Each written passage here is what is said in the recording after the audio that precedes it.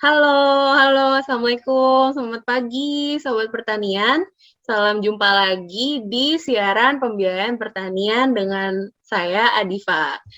Nah, di kesempatan kali ini kita akan membahas tentang kontrak farming, pastinya dengan narasumber kita yang keren-keren banget nih, ada dari petani dan perusahaan juga. Nah, mungkin kita bisa sapa-sapaan dulu kali ya sama narasumber kita. Nah, gimana nih? Halo, gimana kabarnya Bapak Ibu? Halo, Halo, alhamdulillah kabar baik, Mbak. alhamdulillah baik. Halo Mbak, alhamdulillah baik. Alhamdulillah, seneng ya dengarnya semua kabarnya baik. Oke, kayak narasumber kita udah semangat, pendengar juga pasti udah pada semangat nih. Mungkin boleh kita sekarang udah sapa-sapaan tapi belum kenalan. Mungkin kita mulai dari narasumber kita yang pertama nih ada Ibu Tiara. Halo Ibu. Halo Mbak Diva, halo semua sobat pertanian. Perkenalkan, nama saya Tiara. Di sini berprofesi sebagai petani tebu. Halo. Halo, Halo Ibu Ibu Tiara. Tiara. Halo, Bu Tiara. Oke, kita lanjut kali ya ke narasumber kita yang kedua nih, ada Bapak Rifki. Halo, perkenalkan nama saya Rifki. Saya berprofesi sebagai petani cabai. Halo, Bapak Halo Rifki. Bapak Halo Rifki. Mas Mbak semua. Oke, selanjutnya nih ada yang gak kalah keren juga nih, ada Bapak Win. Ya, halo semuanya. Perkenalkan, nama saya Muhaimin sebagai perwakilan dari perusahaan finance. Halo Bapak Win. Selamat bergabung. Dan yang terakhir ada Ibu Zulfa. Halo Ibu. Halo, perkenalkan, saya Zulfa, juga perwakilan dari perusahaan finance nih. Halo Halo Ibu Ibu Halo, Zulfa. Ibu. Selamat pagi. Oke deh, terima kasih ya kepada narasumber. Nah, karena narasumber kita udah memperkenalkan diri juga, mungkin kita bisa langsung aja nih masuk ke bahasan kita kali ini. Tadi kan udah di-mention juga di awal ya, kita bakal ngebahas tentang contract farming. Nah, mungkin pertama boleh sih kayak dari pihak perusahaan finance mungkin bisa bantu dulu kayak jelasin ke petani apa sih sebenarnya yang dimaksud dengan contract farming itu. Ada Oke, yang mau duluan? baik, saya akan bantu menjelaskan apa itu kontrak farming. Kontrak farming itu merupakan perjanjian yang dilakukan oleh petani dengan perusahaan processing yang dimaksudkan untuk memberikan kekuasaan kepada para petani untuk melihat lebih jauh dalam hal mensupport dan mengontrol produk yang mereka hasilkan sesuai dengan perjanjian kontrak yang sudah dibuat. Seperti itu. Betul sekali. Mungkin saya izin menambahkan ya, kontrak sendiri itu dimaksudkan untuk mengatasi permasalahan yang sering dihadapi oleh petani nih, petani kecil khususnya, untuk dapat terlibat pada jalur distribusi yang baru dan terkait pula dengan modal yang besar. Seperti itu mungkin, Mbak. Oke, oke. Terima kasih Pak Win dan Ibu Zulfa atas penjelasannya. Nah, mungkin itu kan tadi penjelasan dari pihak perusahaan ya. Nah, kalau dari para pihak petani nih, apakah sebelumnya sebenarnya udah mengetahui apa sih sebenarnya kontak farming itu? Mungkin dari saya dulu ya, kalau misalnya saya sebelumnya udah tahu, tapi kayak belum begitu memahami. Nah, kalau misalnya dari saya itu, kontrak farming itu berupa perjanjian yang dilakukan antar beberapa pihak terkait dengan produksi dan pemasaran dengan syarat dan ketentuan yang berlaku. Mungkin seperti itu, Mbak Diva. Oke, mungkin dari Pak Rifki ada tambahan mungkin Mbak? Ya kalau dari saya tuh kurang lebih sama kayak dengan Bu Tiara ya. Jadi kontrak farming itu merupakan suatu perjanjian kerjasama dilakukan oleh dua pihak yang sifatnya itu saling mengikat gitu, dan punya aturan yang jelas. Nah, aturan-aturan tersebut itu harus dipatuhi oleh pihak-pihak yang terlibat. Oke, oke. Berarti ini masing-masing pihak sih sebenarnya udah tahu juga ya apa itu kontrak farming. Nah, terima kasih untuk jawabannya dari Bapak Ibu, baik dari pihak perusahaan maupun dari petani. Nah, berarti kan kontrak farming itu kan merupakan suatu bentuk kemitraan gitu ya antara pihak petani dan juga perusahaan. Nah, kalau boleh tahu, boleh nih diceritain apa aja sih manfaat kontrak farming itu menurut Bapak Ibu? Mungkin kita bisa mulai lagi dari Bapak Win. Ya, yang saya tahu itu untuk manfaatnya pasti banyak sekali ya.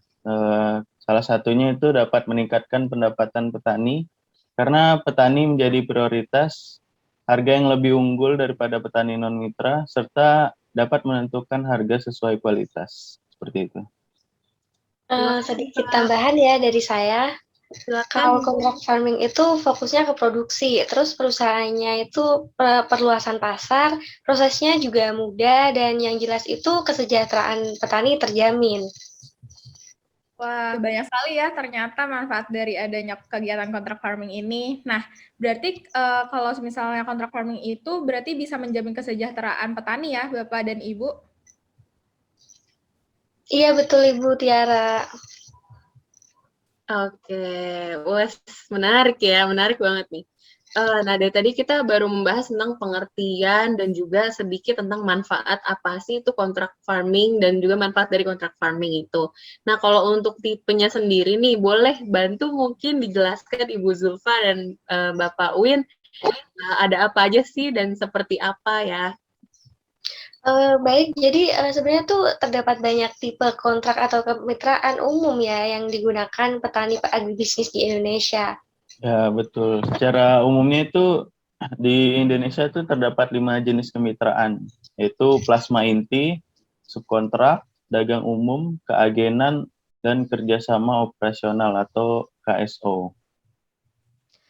Untuk tipe plasma inti yaitu hubungan kemitraan antara kelompok mitra dengan perusahaan mitra, di mana kelompok mitra ini bertindak sebagai plasma inti. Kemudian untuk tipe subkontrak yaitu hubungan kemitraan antar kelompok mitra dengan perusahaan mitra, di mana kelompok mitra ini memproduksi komponen yang diperlukan oleh perusahaan mitra sebagai bagian dari produksinya. Ya, saya bantu melanjutkan penjelasan dari Ibu Julfa tadi. Untuk tipe dagang umum yaitu hubungan kemitraan antara kelompok mitra dengan perusahaan mitra, di mana kelompok mitra memasok kebutuhan perusahaan mitra sesuai dengan persyaratan yang sudah ditentukan. Untuk tipe keagenan, di mana kelompok mitra diberi hak khusus untuk memasarkan barang dan jasa perusahaan mitra. Nah, untuk tipe yang terakhir yaitu tipe kerjasama operasional, yaitu adalah kelompok mitra menyediakan modal dan atau sarana untuk mengusahakan atau budidaya. Baik, mungkin sekian penjelasan dari saya. Oke, terima kasih banyak Bapak dan Ibu untuk penjelasannya.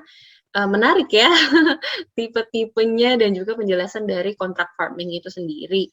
Nah, baik, mungkin sekarang kita ke para pihak dari petani nih. Ada nggak yang ingin ditanyakan? Dari saya ingin bertanya, Mbak Adifa. Silakan. Ya, sebelumnya terima kasih untuk Mbak Adifa atas kesempatannya, juga kepada Mbak Zulfa dan Mas Win ya. Yang saya ingin tanyakan tuh di bagian tipe plasma inti. Nah, dalam tipe itu perusahaan mitra membina kelompok mitra dalam hal apa ya? Kalau boleh tahu. Oke, baik. Izin menjawab ya. Jadi perusahaan itu membina kelompok mitra dalam hal penyediaan dan penyiapan lahan, pembinaan saprodi atau sapronak, pemberian bimbingan teknis manajemen usaha dan produksi, perolehan, pengusahaan, dan peningkatan teknologi, terus pembiayaan, dan juga bantuan lain nih seperti efisiensi dan produktivitas usaha. Seperti itu mungkin Mas Rifki. Wah, terima kasih Mbak Zulfa atas jawabannya. Ternyata banyak sekali ya pembinaan yang dilakukan perusahaan terhadap kelompok mitra ini ya. Iya, banyak banget. Setuju banget nih. Terima kasih Bapak Rifki atas pertanyaannya dan juga Ibu Zulfa atas jawabannya. Mungkin sekarang dari Ibu Tiara, apakah mungkin ada pertanyaan juga, Bu? Betul, ada Mbak Diva. Nah, mungkin yang ingin saya tanyakan itu mengenai karakteristik kemitraan itu tergantung pada hal apa saja ya? Apakah ada apa saja gitu bentuk-bentuk karakteristiknya? Baik, saya membantu menjawab untuk pertanyaan dari Bu Tiara. Untuk karakteristik kemitraan sendiri itu bergantung kepada lembaga yang tersedia untuk mendukung produksi dan produksi pasar. Komoditas yang diproduksi, basis sumber daya dari produsen, dan kapasitas perusahaan agribisnis. Mungkin seperti itu. Oke, mungkin untuk Ibu Tiara, apakah sudah menjawab? Sudah Mbak Diva, terima kasih banyak juga kepada Bapak Win atas jawabannya. Oke, berarti to sums up sedikit tadi ada 3 karakteristik ya kurang lebih ya Pak Win ya. Ya, Oke deh, terima kasih. Oke, kelihatannya udah makin paham nih ya tentang kontrak farming. Nah, kalau dari pihak petani sendiri nih, apakah sudah menggunakan sistem kontrak farming mungkin dalam menjalankan usahanya? Kalau saya sudah menggunakan Mbak Diva, sistem kemitraannya itu subkontrak. Di pada pola itu saya memiliki kewajiban untuk mensuplai restoran yang produk utamanya menggunakan cabai sebagai bahan baku dalam pembuatan makanan. Kalau saya juga baru saja memulai menggunakan sistem kemitraan dagang umum, di mana pihak perusahaan mitra nantinya akan memasarkan hasil produk yang saya hasilkan dari komoditas tebu untuk diolah menjadi produk turunan, yaitu gula. Seperti Oke, keren ya ternyata Bapak Rifki dan Ibu Tiara ini juga udah menggunakan sistem kemitraan kontrak farming ini ya.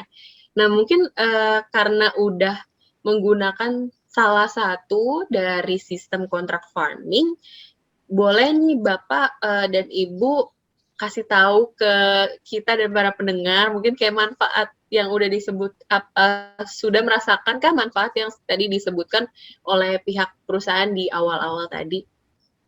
Oke, baik. Mungkin dari saya dulu ya, Mbak Diva. Kalau misalnya dari saya itu, saya sudah mulai merasakan, terutama dalam hal risiko yang lebih kecil, dikarenakan kontrak farming itu memiliki kepastian bahwa produk yang akan saya hasilkan nantinya itu bakal dibeli sama konsumen. Seperti itu, Mbak Diva.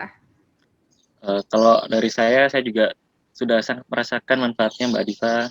Salah satunya saya mendapatkan dukungan yang lebih luas serta dapat mengatasi masalah-masalah yang berkaitan dengan informasi.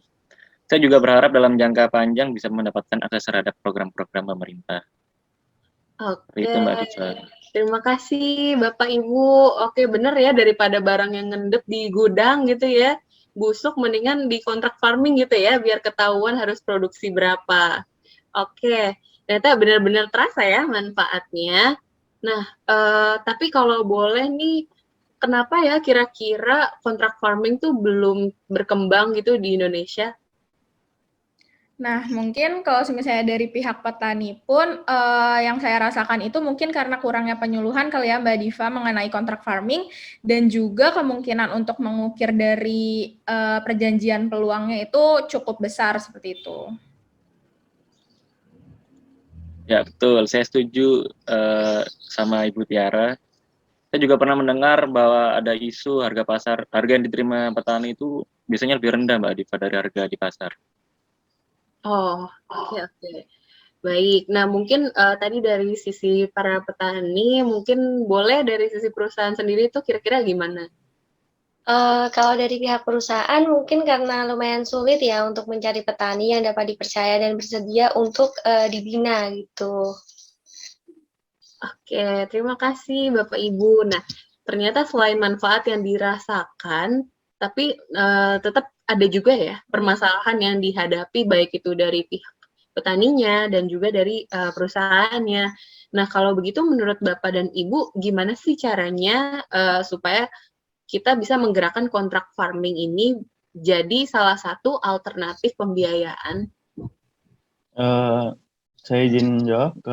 Menurut saya, supaya kontrak farming bisa menjadi salah satu alternatif pembiayaan itu adalah dengan cara melakukan penyuluhan rutin terhadap petani mengenai kontrak farming, bisa dengan menjabarkan keuntungan yang akan didapat petani apabila memakai sistem kontrak farming, mulai dari mudah dan cepatnya mendapat akses sehingga transaksi dapat diselesaikan dan petani bisa menikmati uangnya sesegera mungkin. Mungkin menurut saya seperti itu. Ya, betul sekali. Nah, dengan begitu kepercayaan antara perusahaan dan kelompok mitra akan tumbuh dan itu merupakan hal yang baik. Karena kepercayaan adalah hal yang paling penting kan dalam membuat perjanjian seperti ini. Nah, tanpa kepercayaan maka akan sulit bagi pelaku agribisnis. Nah, saya juga sangat setuju nih dengan apa yang disampaikan oleh perusahaan finance. Ya, saya juga sependapat dengan yang lain. Semoga kedepannya kita bisa benar-benar terrealisasikan ya. Amin. Amin. Amin. Oke, tadi kita udah bahas lebih lanjut tentang kontrak farming. Nah, mungkin kalau menurut Bapak dan Ibu petani, bagaimana nih peluang kontrak farming pada komoditas yang Bapak dan Ibu tanam? Nah, mungkin dari saya dulu ya, Mbak Diva. Kalau misalnya menurut saya itu, apabila kontrak farming itu dijalankan dengan baik dan benar sesuai dengan syarat dan ketentuan yang berlaku, maka akan menciptakan peluang yang besar. Ditambah lagi komoditas tebu yang saya tanam sendiri itu memiliki arti penting sebagai bahan baku pada industri gula di Indonesia. Nah, pengembangan tanaman tebu ditujukan untuk menambahkan pasokan bahan baku pada industri gula dan diharapkan dapat meningkatkan kesejahteraan petani tebu dengan cara partisipasi aktif petani tebu tersebut. Seperti itu, Mbak Diva. Baik, Kalau terima kasih. ya, Silakan kalau dari, Bapak.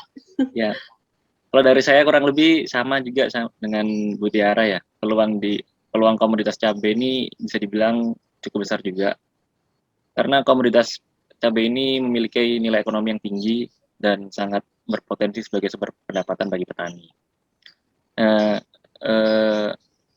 Cabai ini juga merupakan salah satu komoditas sayuran unggulan nasional dan daerah sehingga berpotensi juga sebagai sumber pertumbuhan ekonomi. Selain itu juga memiliki beragam tujuan pasar, baik itu pasar tradisional, pasar modern maupun industri pengolahan dan masih banyak lagi. Oke, benar ya. Kayak kita kan masak juga selalu pakai gula dan apa sih artinya masakan tanpa sambal gitu ya. Emang ternyata cukup tinggi juga nih peluang kontrak farming dari masing-masing komunitas yang ditanam oleh Bapak Ibu, baik itu di komunitas tebu maupun dari cabai. Oke, baik. Mungkin sudah cukup ya tadi membahas tentang kontrak farming, mulai dari awal ada pengertian, dijelaskan juga manfaat, tipe, mengapa kita melakukan kontrak farming dan kenapa sih belum berkembang di Indonesia. Serta ada juga upaya untuk menggerakkan kontrak farming menjadi salah satu alternatif pembiayaan, serta peluang kontrak farming dalam komunitas masing-masing. Sangat membuka wawasan bagi saya dan para pendengar. Terima kasih Bapak Ibu. Dan mungkin untuk penutup nih, boleh minta closing statement. Monggo siapa mau duluan? Oke, mungkin dari saya dulu ya. Semoga kedepannya perusahaan bisa memiliki cakupan yang lebih luas dan sistem yang lebih baik, serta mudah sehingga para petani bisa lebih tertarik untuk menggunakan sistem kontrak farming ini pada usahanya. Ya, kalau dari saya sudah diwakilkan oleh Ibu Zulfa juga tadi. Mungkin menambahkan sedikit supaya kedepannya petani-petani di Indonesia bisa lebih sejahtera. Ya, kali ini saya duluan ya, Bu Tiara. Kalau dari saya mungkin ingin menyampaikan kepada para petani yang belum menggunakan sistem kontrak farming bisa mencoba dan menggunakannya terlebih dahulu karena manfaat yang ditawarkan oleh pihak perusahaan ini bisa dibilang cukup besar dan saya sudah merasakannya sendiri. Oke, saya juga sangat setuju nih dengan apa yang sudah disampaikan oleh Bapak Rifki. Nah, manfaat akan didapatkan oleh kedua belah pihak apabila kedua belah pihak itu bisa memenuhi syarat dan ketentuan yang sudah dibuat nih bersama-sama pada awal perjanjian. Seperti itu, Mbak Diva. Baik, terima kasih sekali lagi untuk Bapak dan Ibu. Keren-keren banget closing statement-nya. Pastinya jangan lupa nih untuk para pendengar untuk coba menggunakan kontrak farming, terutama untuk para petani. Oke, terima kasih sekali lagi untuk Pak Rifki, Bapak Win, Ibu Tiara, dan Ibu Zulfa untuk kesempatan serta ilmunya, yang pasti sangat menambah wawasan kita terkait kontrak farming bagi perusahaan dan juga untuk petani. Sekian mungkin ya, sampai jumpa lagi di siaran pembiayaan pertanian. Saya Adifa sebagai moderator kalian hari ini, izin pamit undur diri. Assalamualaikum warahmatullahi wabarakatuh. Bye-bye. Waalaikumsalam warahmatullahi wabarakatuh. Waalaikumsalam warahmatullahi wabarakatuh. Terima kasih. Terima kasih semua.